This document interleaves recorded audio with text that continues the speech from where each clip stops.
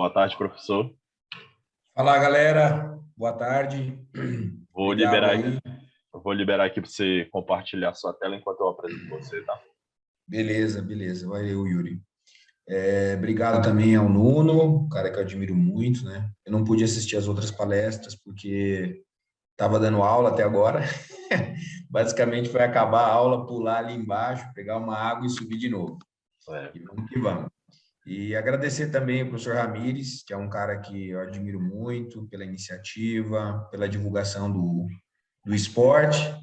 A gente às vezes fala esporte, todo mundo acha que esporte é só para atleta de alto rendimento, né? Mas não, a prática de esporte é a prática de exercício físico, inclusive voltado para a saúde.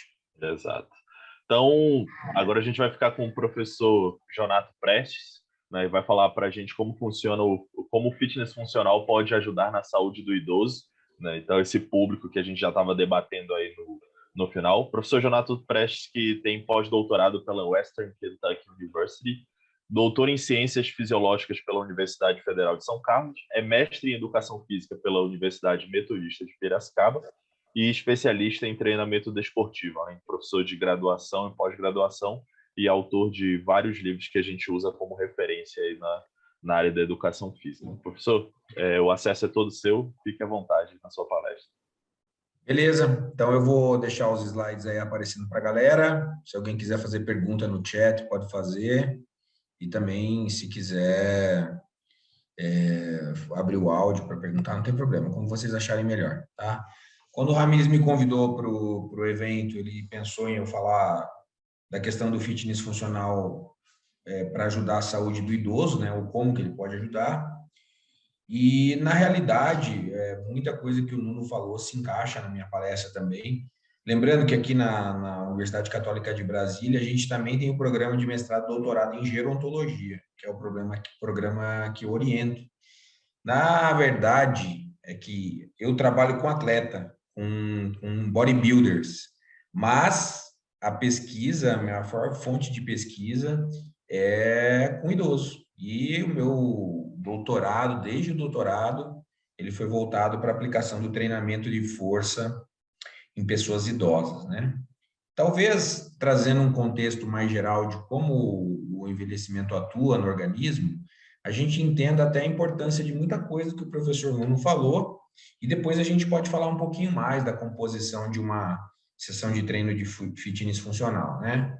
Apesar desse termo funcional aí estar em debate e tal, também não quero entrar nesse assunto que eu acho que não vale muito a pena, mas de fato o próprio professor Ramires mencionou algumas coisas importantes, né?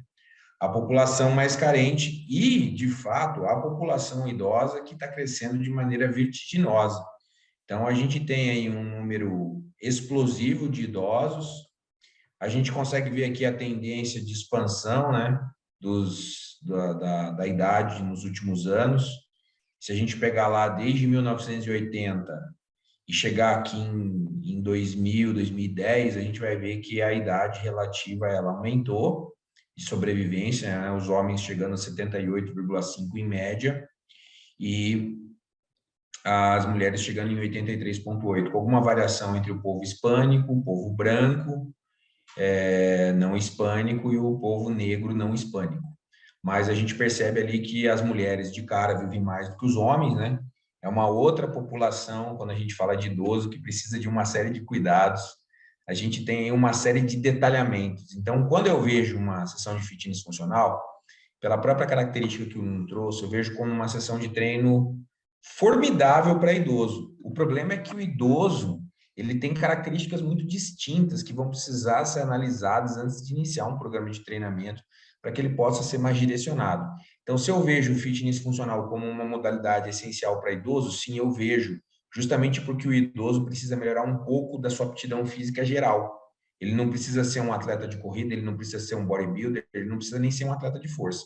Ele precisa de uma melhora de cada componente da aptidão física relacionada à saúde. E o fitness funcional é uma modalidade que consegue trazer esse aspecto, né? Se devidamente adaptado. Bom, uma coisa que é muito comum, e aí a palavra funcional ela aparece, né? É a questão da queda da qualidade de vida do idoso em vista da queda da capacidade de realizar atividades funcionais.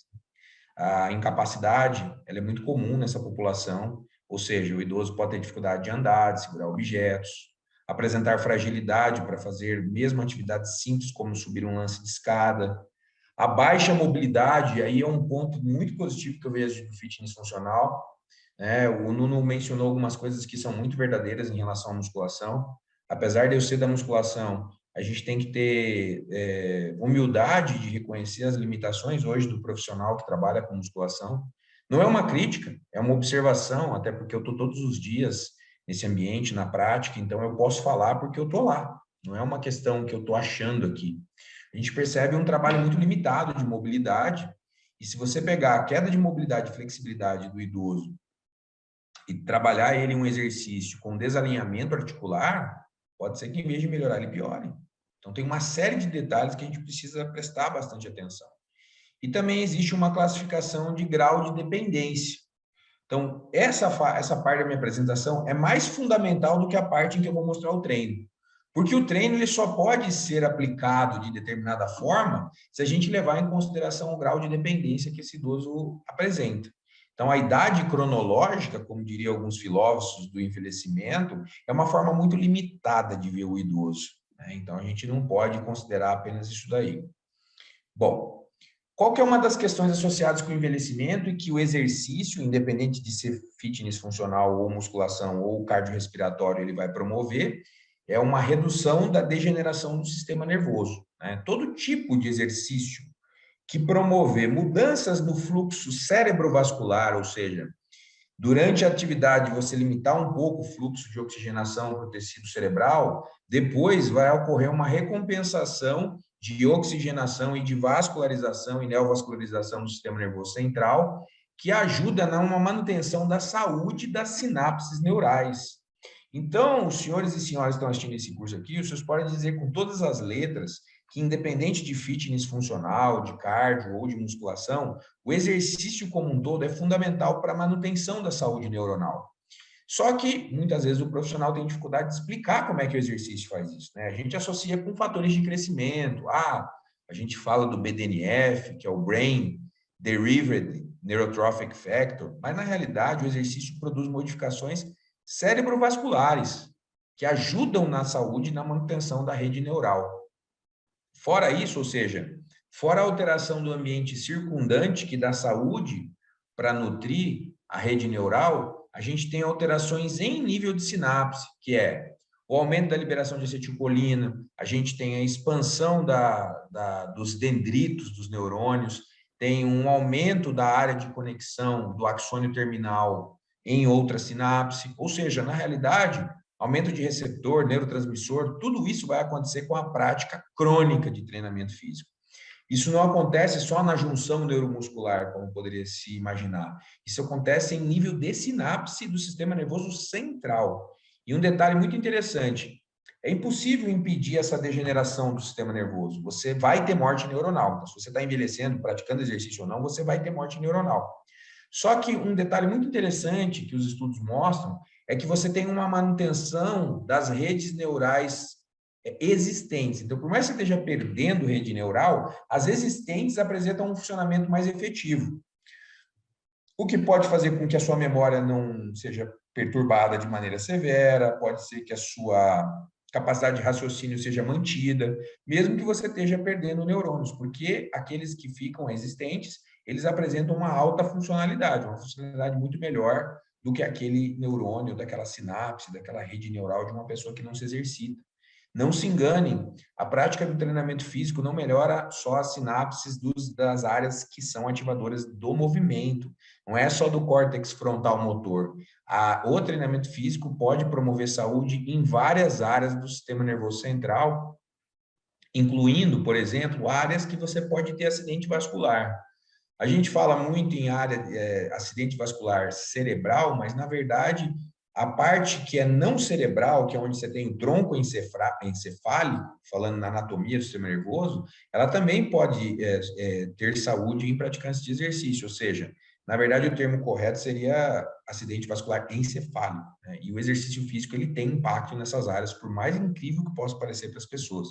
E um outro detalhe, o impacto do exercício físico na saúde dessas redes é tão importante quanto atividades intelectuais. Então, o exercício, ele não fica atrás de você jogar xadrez, ele não fica atrás de você fazer palavra cruzada, e ainda tem os outros benefícios aqui já supracitados, né? A questão da melhora do condicionamento cardiorrespiratório, da força. Eu vou abordar um assunto que eu acho muito importante em relação ao treinamento físico. O idoso não é um cara que tenha lá uma frequência muito alta semanal, no geral. A maior parte dos idosos se dedica ali 2, 3 sessões semanais de treinamento. Então, raciocinar cardio separado de musculação, separado de mobilidade e tal, vai ser muito raro para um idoso. No geral, quando ele for se exercitar, o ideal é que já tivesse uma sessão composta. E aí eu vou lançar a mão do que a gente está falando aqui hoje. Seria o ideal que ele já tivesse uma sessão de fitness funcional. E que ela pode ser no box, mas se vocês não quiserem fazer ela no box, ela poderia ser feita fora do box, com movimentos adaptados. Ela poderia ser feita com cabo de vassoura e com outros implementos que poderiam ser mais adequados para essa fase inicial. Então, cara, você tendo um conceito do treinamento esportivo, de como aquela modalidade funciona, como realizar os estímulos, você consegue muito bem adaptar essas sessões para outros ambientes, inclusive extra box, tá? Então, não temos como parar o envelhecimento do sistema nervoso, mas temos como ter sustentabilidade do sistema nervoso, mesmo com o aspecto do envelhecimento. Tá bom? Isso é muito importante, o exercício atua nisso daí. E aí, nesse processo, a gente tem fatores intrínsecos, que envolvem genética, e aí já é mais difícil o exercício atuar diretamente ali, porque o exercício pode atuar no fato da transgeracional, ele pode atuar na expressão gênica, na expressão de proteínas, mas a genética em si, ela pode sim atrapalhar, pode predispor você a ter mais queda de função, de força, de memória. Isso pode acontecer, tá? Doenças de cunho psiquiátrico também, né? A questão da exposição do metabolismo à própria questão dos radicais livres, o ambiente em que você vive, tudo isso pode alterar. Então, essa soma entre os fatores intrínsecos e os fatores extrínsecos, e aí são coisas que podem ter mudança de comportamento, por exemplo, sedentarismo, eu posso mudar esse comportamento, tabagismo, eu posso mudar esse comportamento, drogas. Por exemplo, a minha avó, mãe do meu pai, ela morreu de fumo. Ela fumou a vida inteira, campeão sem filtro, e ela era uma idosa super forte, saudável, que ela cortava madeira, porque ela era índia, ela cortava toco de madeira com 77 anos. Ela pegava o machado, ia para trás da casa dela, colocava aquele toco pesado de madeira, cortava, trazia para dentro, colocava no fogão a lenha. Só que ela fumou tanto que ela desenvolveu uma insuficiência pulmonar gravíssima e ela morreu em casa, na cama, né, por insuficiência pulmonar grave. Mesmo tendo parado de fumar, já era tarde. Então, ela é um exemplo de que a queda de função ela pode afetar diferentes tecidos, não? Porque a gente, quando pensa em função, a gente que é da educação física, a gente tende a ver muito músculo, né?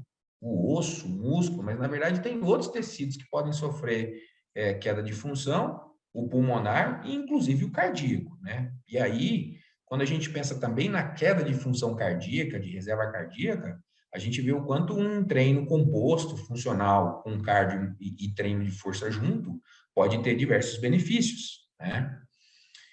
Bom, então, esse envelhecimento fisiológico que eu aqui vos falo, ele pode afetar os mais diferentes tecidos. Até na imagem, se a gente for ver aqui, ó, voltando um pouquinho, coração, vascular, muscular, ósseo, pulmonar e sistema nervoso central, entre outros.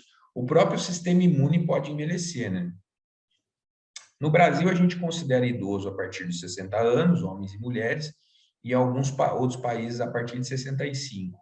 Mas a mulher em si, só para dar um detalhe, a gente não pode desconsiderar a menopausa. Então, a minha palestra sobre idoso, a gente tem que lembrar que 5 a 10 anos antes da mulher atingir a idade cronológica para ser considerada idosa, ela tem 5 a 10 anos de sofrimento metabólico e hormonal. Porque uma coisa específica da mulher que ocorre, a gente tem que estar muito atento às nossas alunas praticantes de fitness funcional, é que, cara, caso não ocorra reposição hormonal, ou porque é descaso, ou porque é contraindicado, na maior parte das vezes descaso, a gente tem que entender que ocorre uma cessação na produção hormonal. Cessar não é produzir menos, é simplesmente não produzir. E aí você exigir que uma pessoa dessa tenha o mesmo rendimento de uma pessoa que está com uma produção hormonal reduzida, não convém com a realidade. Por isso, trabalhar com o idoso e trabalhar com a mulher idosa menopausada requer diversos cuidados específicos, incluindo a análise dos exames de sangue, a própria percepção do profissional, por exemplo, pelos exames de que a sua aluna está entrando na menopausa, e você sentar com ela e conversar, falar, olha, a gente vê aqui uma tendência de redução drástica no seu estradiol, na sua progesterona, você vê uma tendência de aumento claro no LH e no FSH, e aí essa inversão hormonal que acontece na menopausa, você poderia me perguntar, ué, Jonato, mas está produzindo LH, então o ovário da mulher não teria que produzir os seus hormônios? Para quem não sabe, o que é a menopausa? A menopausa é uma insensibilidade dos ovários aos hormônios hipofisários. Então, na verdade, o corpo da mulher acredita que tem que estimular cada vez mais o ovário para produzir hormônios, e aí esses hormônios não conseguem sensibilizar o ovário para produzir estradiol e progesterona. E assim, então, se vocês por acaso forem analisar o exame de uma aluna idosa de vocês, ou na menopausa, vocês vão perceber que há um incremento drástico de LH-FSH, não redução, ao contrário, um incremento drástico, versus uma redução potencial na testosterona total, testosterona livre, estradiol e progesterona, tá?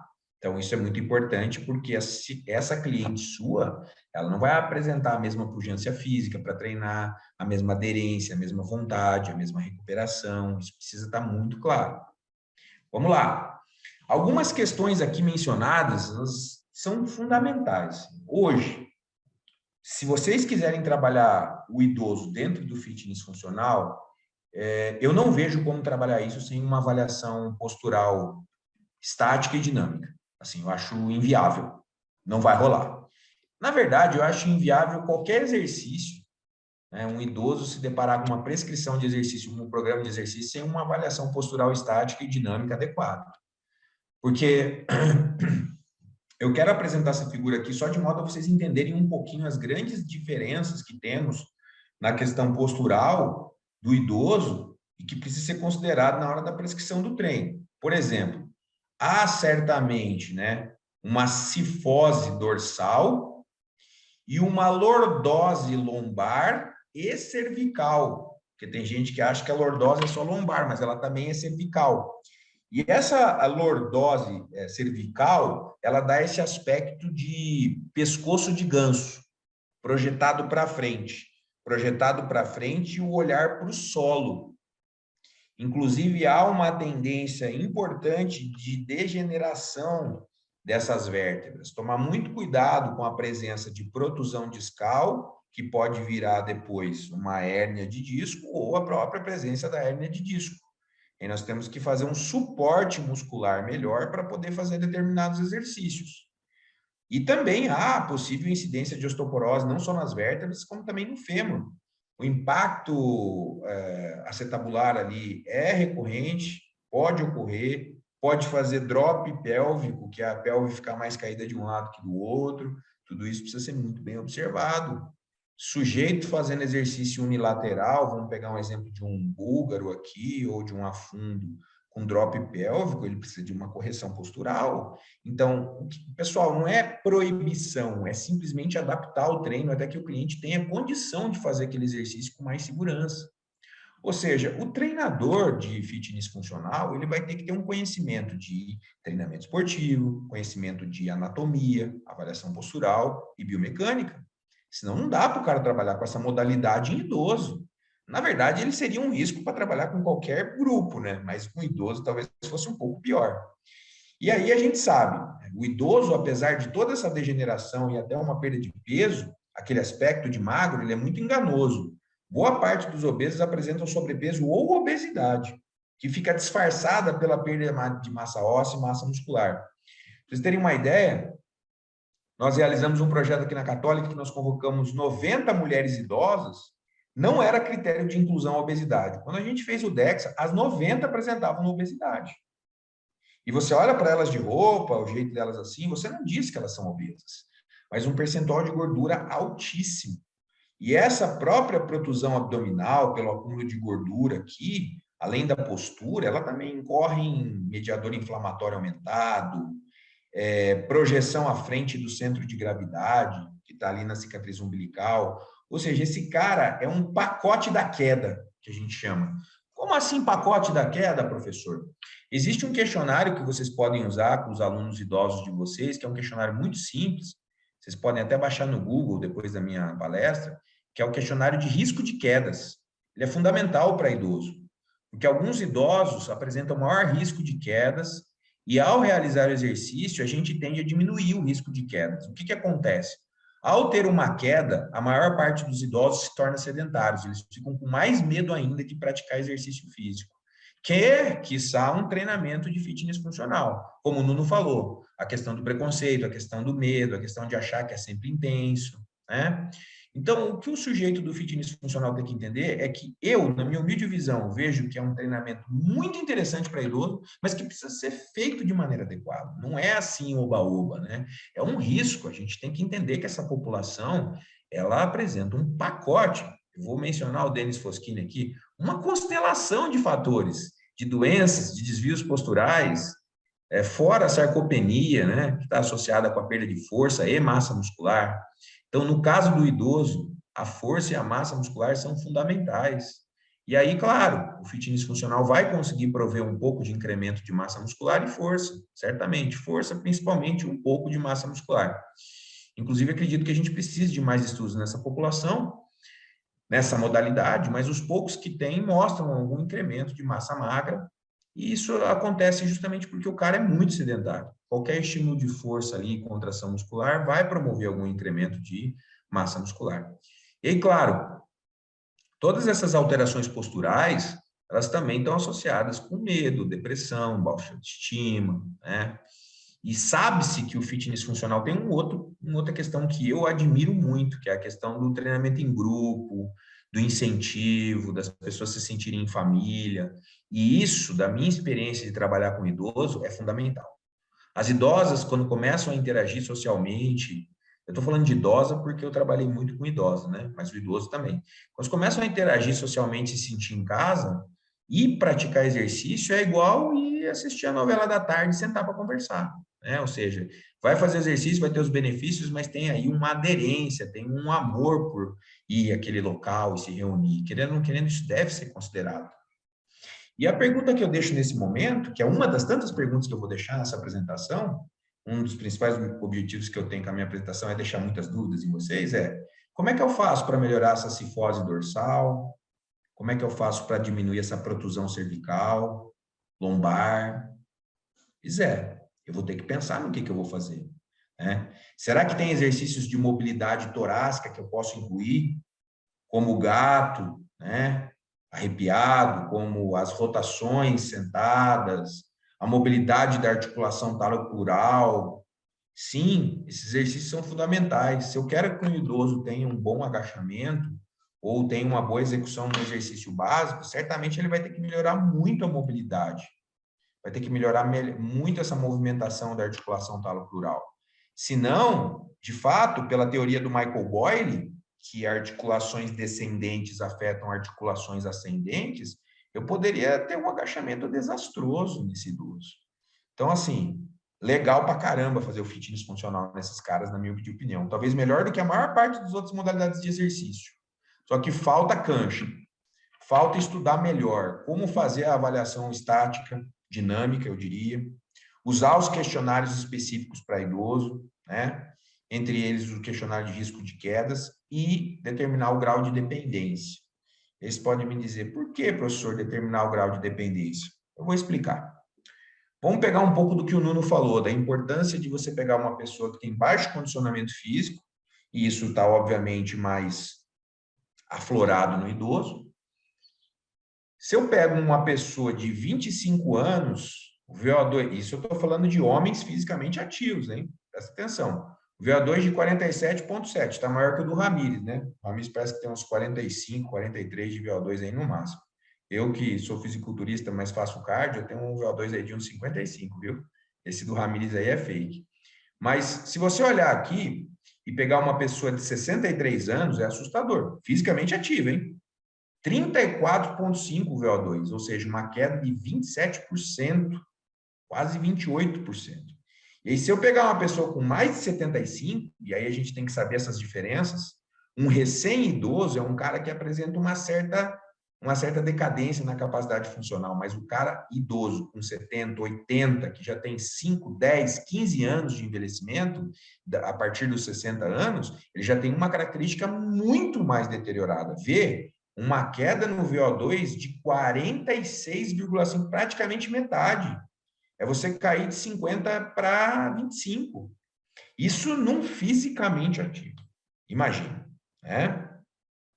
Então, isso mostra que o idoso tem uma perda da reserva funcional geral, muscular, tendínea, cardiorrespiratória, pulmonar, e por isso a gente vê uma ideia muito interessante nessa modalidade de treinamento discutida no Congresso hoje. Bom, e aí, a mulher idosa, né, meus amigos, ela vem com o pacotão, né? Aí vocês podem colocar na aluna de vocês aí algumas coisinhas que vocês precisam observar bem. Muita dor de cabeça, queda de cabelo, queda de dente, queda do seio, perda de libido, ondas de calor durante a noite, pelos em algumas regiões espessos e escuros, né, até inclusive na face. Os ossos perdem força, podendo gerar osteopenia e osteoporose futura. Gente, incontinência urinária, um outro tema difícil de abordar e que é muito comum em mulher e ainda muito comum em idosa. E dependendo da intensidade do exercício que ela fizer, pode ter escape durante o exercício. Tá? Então, assim, galera, brincar com esse público não é uma coisa que eu recomendaria, né?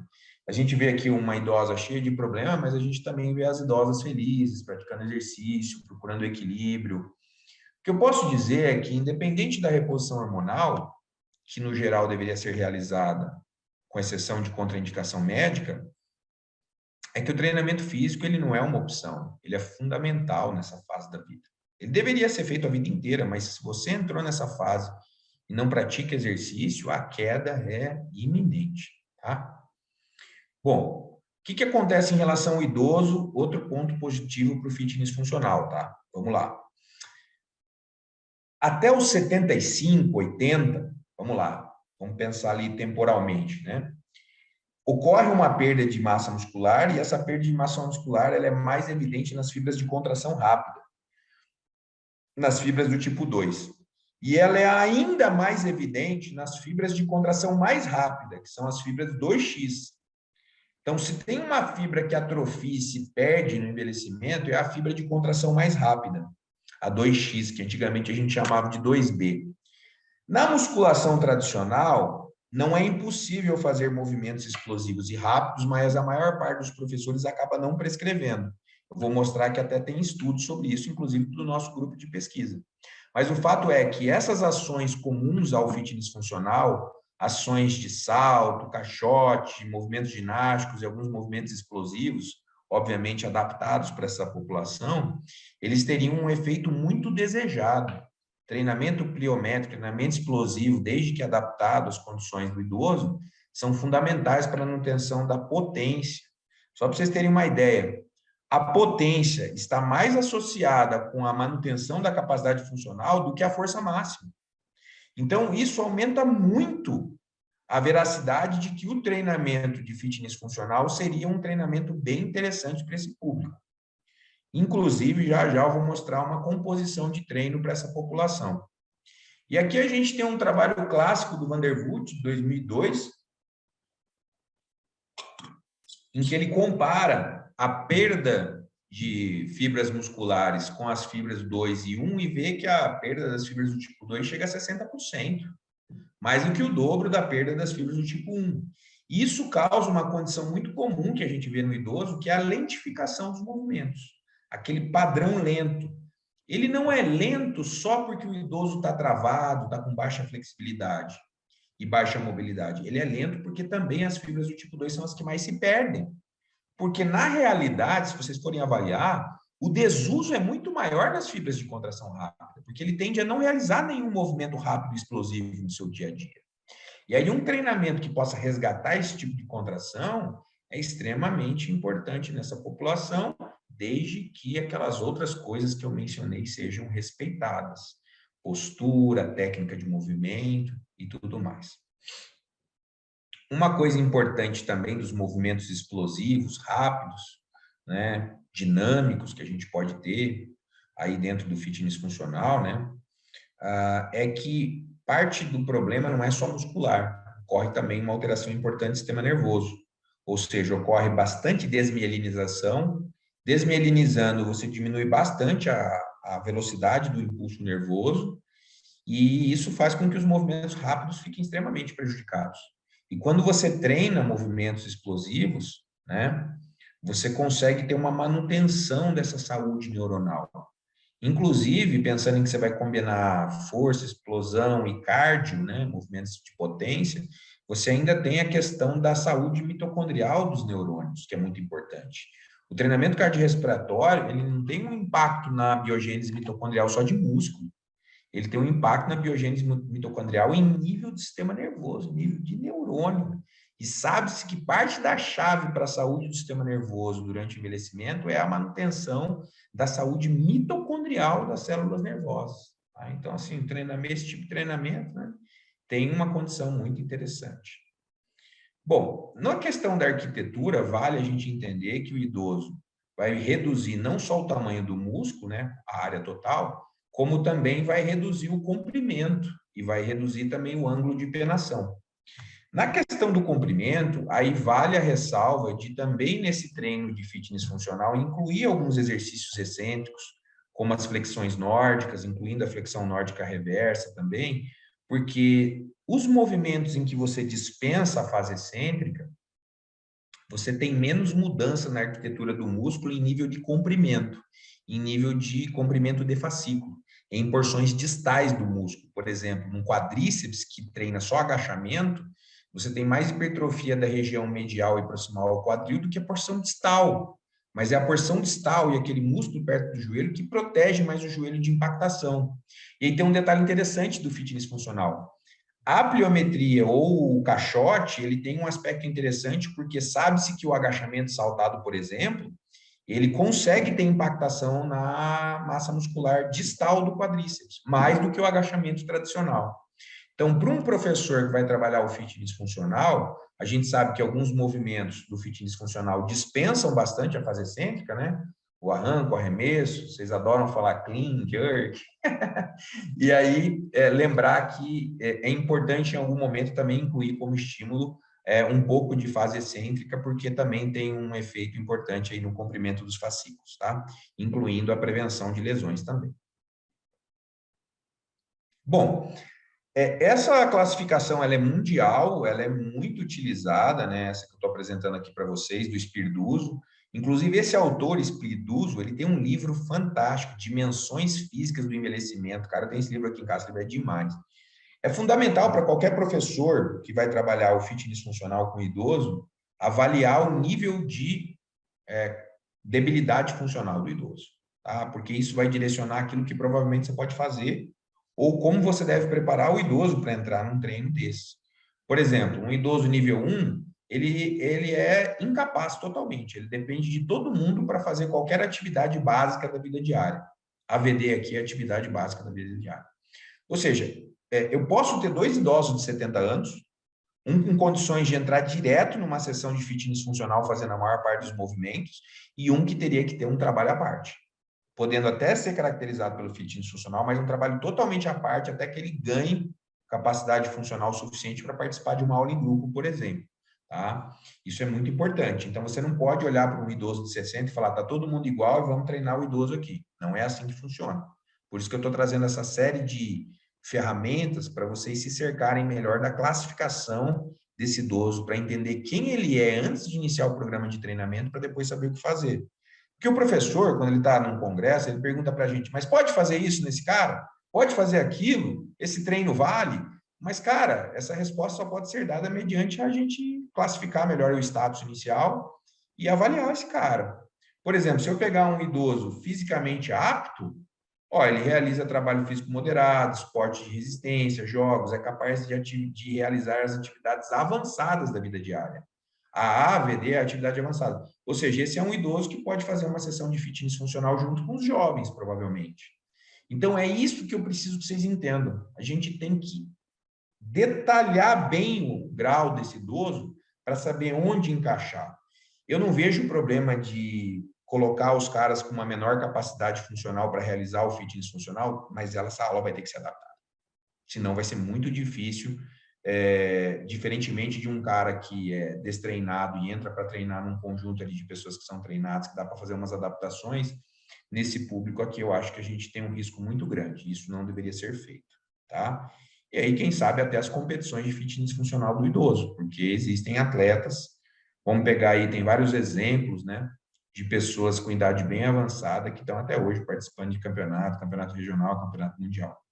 A natação tem muito isso, alguns outros esportes têm bastante, né? O levantamento olímpico, não no Brasil, mas fora do Brasil, tem vários campeonatos de pessoas idosas. Tá? Inclusive, se vocês procurarem na internet, vocês vão achar. E aí, assim, de novo, né?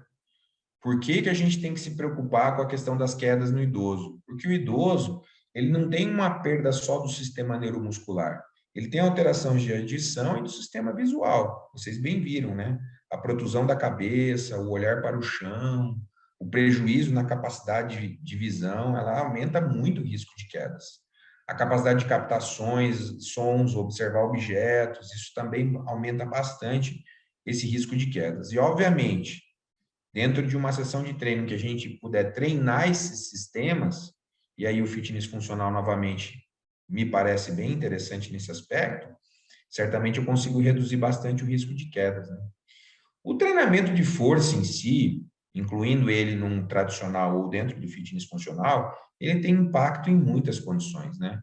Cartilagem, tendão, redução da sensação de depressão. Ramírez tem alguns estudos interessantes que ele mostra que crianças e adolescentes mais fortes têm menos tendência de suicídio, né? E isso com certeza se transfere para as idades mais avançadas também. Câncer, doenças metabólicas, cardiovasculares, demência, né? Melhora do sono, tudo isso está associado às melhoras com treinamento de força. Bom, e do ponto de vista neural, a gente tem alguns fatores que de fato contribuem bastante para a redução da força. Um dos fatores é a ativação do músculo agonista para realizar um movimento, e aí quando a gente pensa no fitness funcional, são vários músculos agonistas ao mesmo tempo, o que aumenta a complexidade, né? Então, ainda mais você vai ter perda de função, por isso que o treinamento é tão importante. Uma diminuição da coordenação entre os músculos principais e os seus sinergistas. E ainda o idoso tem uma característica muito importante, vocês precisam saber, que é uma coativação antagonista. Então, digamos que ele está realizando um movimento de tripla extensão, né? Tornozelo, joelho e quadril. Existe um grupo de músculos ali responsável por fazer aquele movimento. Os músculos que se opõem àquele movimento também são coativados.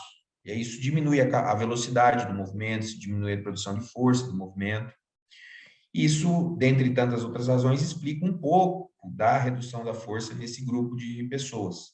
Também sabemos que a degeneração das áreas neurais superiores, como córtex, degeneração das áreas neurais descendentes, como em nível medular, o próprio neurônio motor que sai da medula, ou seja, se a condução é pior de cima e quando chega na medula também, a informação neural que chega no músculo é deprimida e aí a gente tem morte neuronal, atrofia muscular.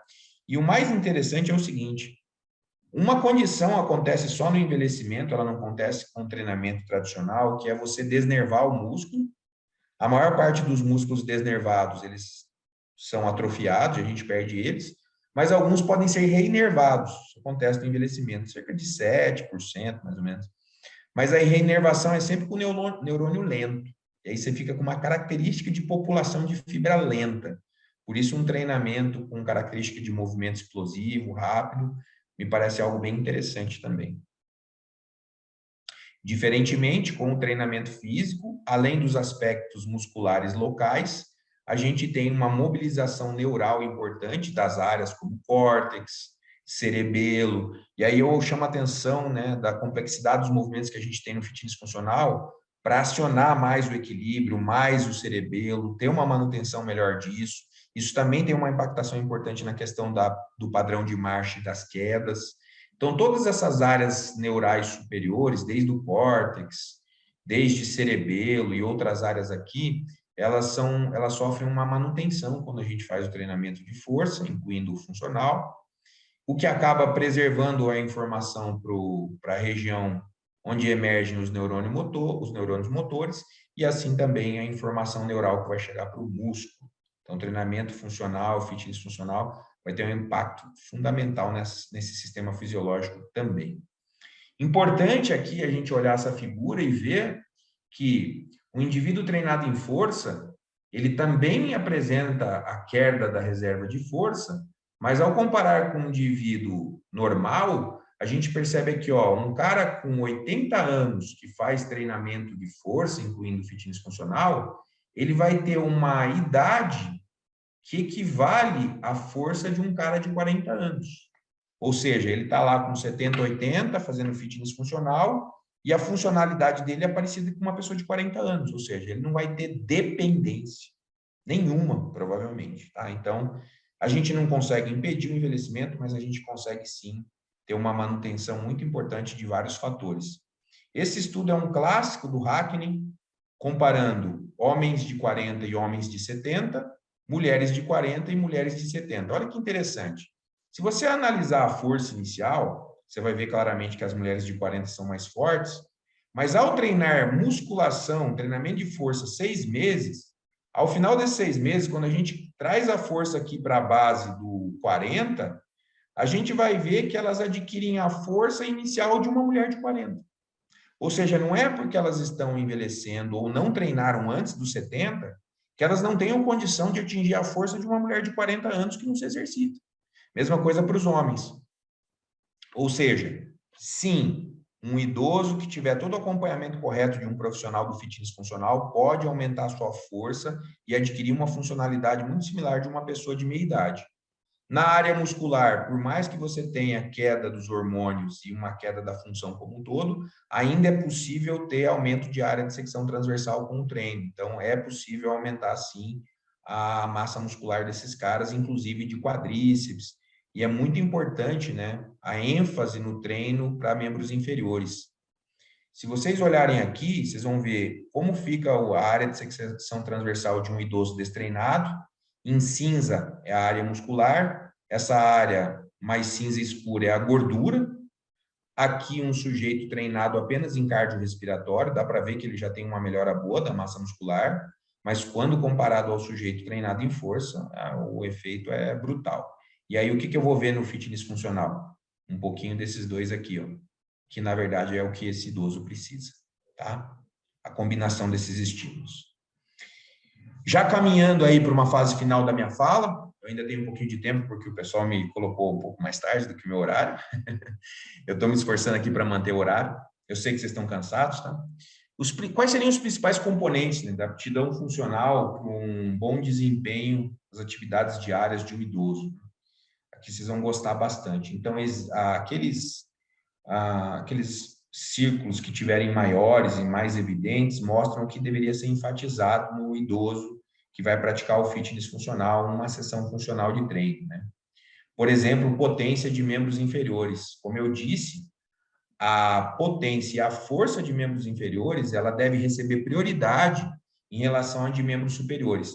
Não é que a gente não deva treinar de membros superiores, não é isso. Mas é que a de membros inferiores ela é muito importante porque a deterioração é maior em membros inferiores, tá? Ou seja, você vai fazer o treino de fitness funcional, a gente sabe que é um treino que envolve o corpo todo, mas você pode, na seleção do exercício e dos exercícios, dar alguma ênfase para membros inferiores também.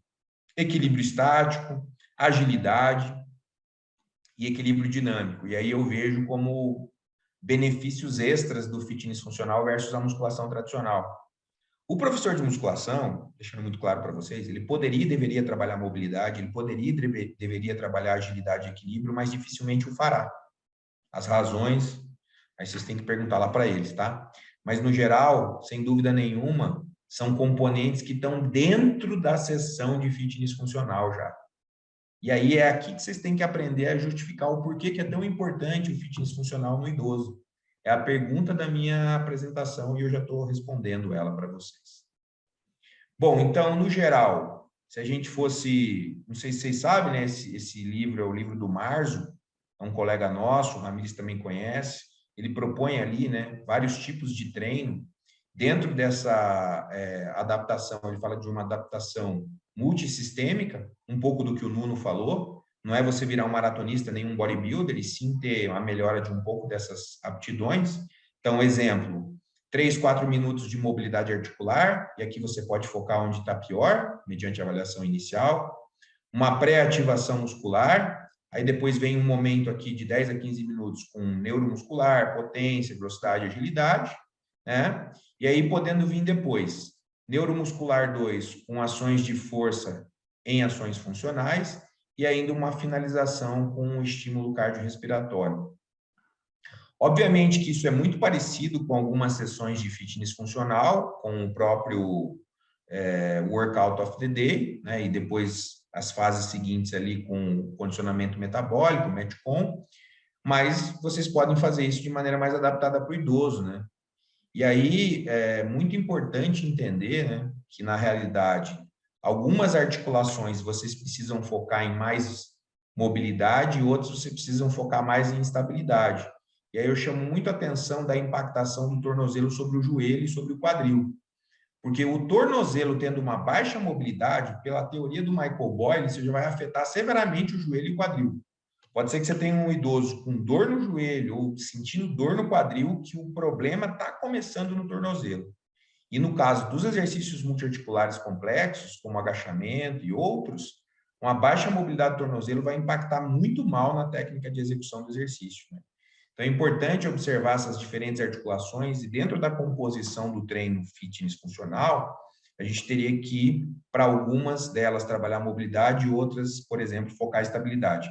A escápula é um exemplo fundamental, né? A gente tem muito tensionamento das fibras superiores e médias do trapézio, que são levantadoras da escápula, enquanto que as fibras inferiores do trapézio exercem uma função oposta, que é a depressão das escápulas. E aí, para realizar movimentos do fitness funcional, em que você vai elevar a barra acima da cabeça, é fundamental trabalhar a fibra inferior de trapézio, estabilidade de escápula, depressão de escápula. Eu sei que muitos de vocês já fazem isso nos treinos convencionais de vocês, e até incentivo que o pessoal da musculação acompanhe um pouco mais do que vocês fazem, para a gente poder até melhorar a musculação mesmo, né? Que é o que a gente tem que ter a humildade de reconhecer que a gente não recebeu essa educação para trabalhar a musculação assim, enquanto deveria ter recebido, né? Aqui alguns exemplos, né? Uma logística estrutural de um treino funcional aqui, onde você tem mobilidade, estabilidade, core, depois você tem uma parte de sistema nervoso central com pré-ativação, né? Por exemplo, aqui o rope, né? Vocês falam rope, né? A corda ou a corda náutica, né? Aí depois exercícios como empurrar, puxar, agachar. Logo aqui, não necessariamente precisa ser só num box, pode ser em outros ambientes, né?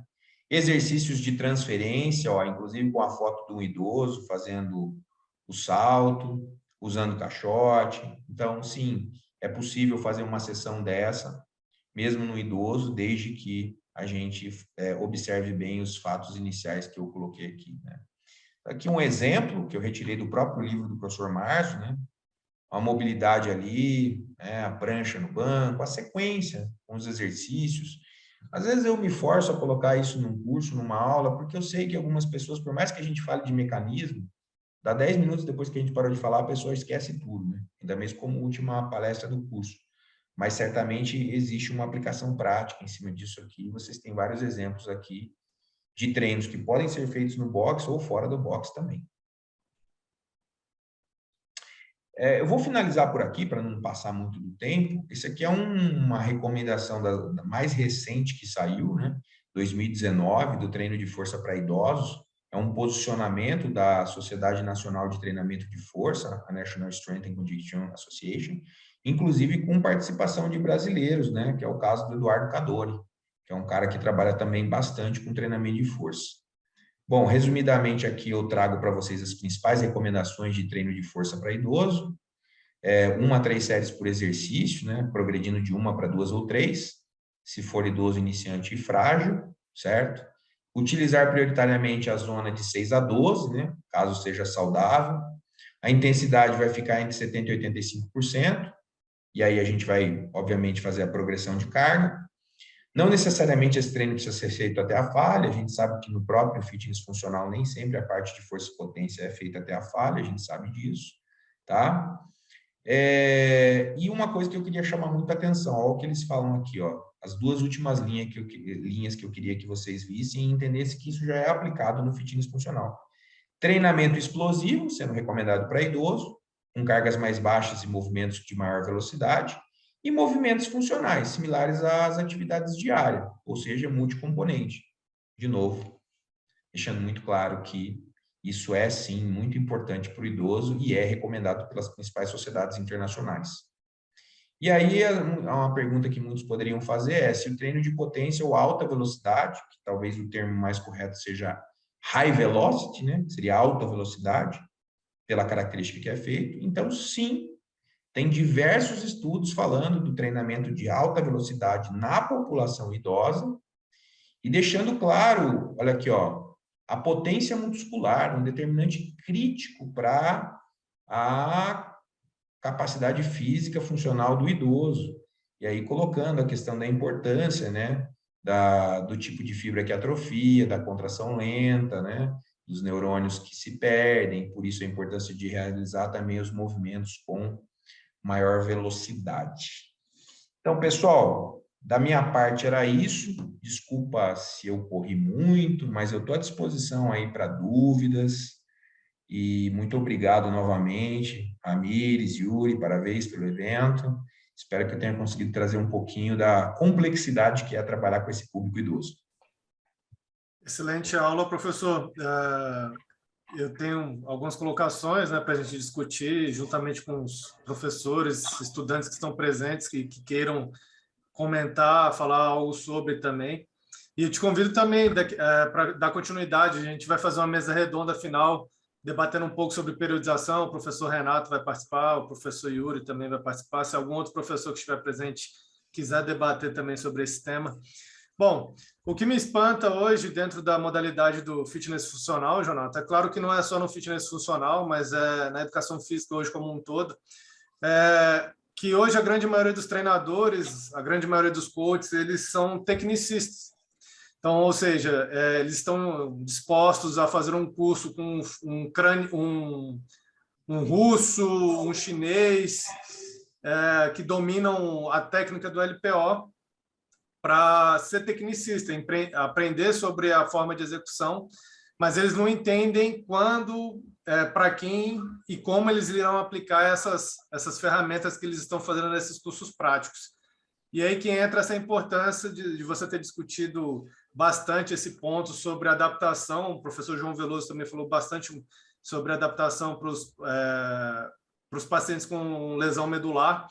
E, inclusive, você já citou bastante esses estudos que mostram que para você ganhar potência, você não necessariamente precisa fazer o movimento completo do LPO. Se você faz só as puxadas, os pulls, já seria suficiente para você ter essas adaptações positivas durante o seu treinamento. Então, isso mostra que se você tem um grupo de idosos, você não necessariamente precisa submeter ele ao mesmo protocolo do aluno tradicional. Então, mostrando que a adaptação ela pode ocorrer independente da idade ou da condição desse aluno. Perfeitamente, Ramires. Uma coisa que eu acho bem simples, fazer uma avaliação básica do overhead squat com um cabo de vassoura ou qualquer implemento muito leve e analisar a estabilidade escapular, analisar a movimentação do pé durante o movimento, se tem eversão, quais são as alterações que tem, para já promover uma adaptação no programa de treinamento, né, em relação à amplitude, movimento completo ou parcial, e também fazendo uma avaliação básica da postura dinâmica no overhead, a gente consegue já estabelecer exercícios específicos para treinar a mobilidade, porque quando a gente fala de mobilidade, às vezes a gente fala de uma maneira muito geral, todo mundo tem que treinar mobilidade. Sim, mas mobilidade de quais articulações, quais exercícios? E ali o overhead, numa sessão de fitness funcional, eu posso colocar o cara para fazer e olhar ele, observar ele, fazer uma avaliação, mesmo que qualitativa, que já vai servir de muita valia ali para melhorar o treinamento. Excelente. Algum professor, estudante que queira colocar algumas considerações, perguntar alguma coisa para o professor Jonato? Não, eu queria fazer uma pergunta. Ele citou sobre a diminuição da amplitude do impulso neural, né? E a diminuição da duração também, né? Da amplitude da duração.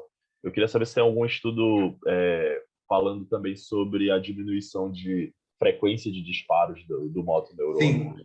Sim, é muito comum. Na verdade, quando a gente fala redução da amplitude, a gente vê pela característica do sinal eletromiográfico, né? Sim. Mas, na verdade, o que você vê mesmo, uma das coisas que mais acontece de início é a redução da frequência de disparos. Né? Você tem disparos bem mais espaçados, mais lentos, que são caracterizados por aquelas fibras que inervam neurônios, né? Que neurônios lentos que inervam fibras do tipo 1. E o mais interessante disso, Yuri, é o seguinte: a gente não consegue fazer isso com treino, porque é como se você fosse tirar uma coisa da tomada. A gente não tira o neurônio da tomada, a gente não desnerva ele do músculo com treino e reinerva. Mas o envelhecimento, ele promove essa situação de você desnervar, principalmente os do tipo 2, que são mais calibrosos e apresentam maior frequência de disparo e também velocidade de disparo, frequência e velocidade. E aí, os poucos que sobram, as fibras que não são atrofiadas, elas são reinervadas por neurônios lentos, cara, menos calibrosos, que já tem condução mais lenta, que já tem menor velocidade de disparo. Então, o firing rate, né, que a gente fala, que é a frequência de disparo, ela é muito analisada nos artigos. Né? Até o pessoal tenta analisar no isocinético a TDF, que é a taxa de desenvolvimento de torque, você já deve ter estudado isso certamente. E a gente vê pouco efeito do treinamento de força tradicional na TDF. Muito pouco. Por quê? Porque você não exige, você não consegue exigir com aquele movimento que haja uma produção de força muito rápida. Então, eu vejo que nesse ponto tem uma vantagem muito grande para o fitness funcional. Exato. Até alguns treinamentos com a própria carga também, que geram desaceleração, né? Por exemplo, da barra. Tem alguns agachamento com salto usando o peso na barra. Se você desacelera a barra, você diminui esse desenvolvimento de força. Né? Então... Oi, Yuri, você pode deixar o professor João como co-host? Acho que ele quer fazer uma pergunta. Ah, beleza. À vontade. Estou no aguardo aí da pergunta.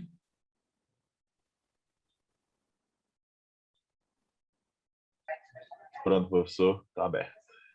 Bom, boa noite, Jonato. Parabéns pela apresentação. O professor João Veloso aqui. É muito bacana ver um colega também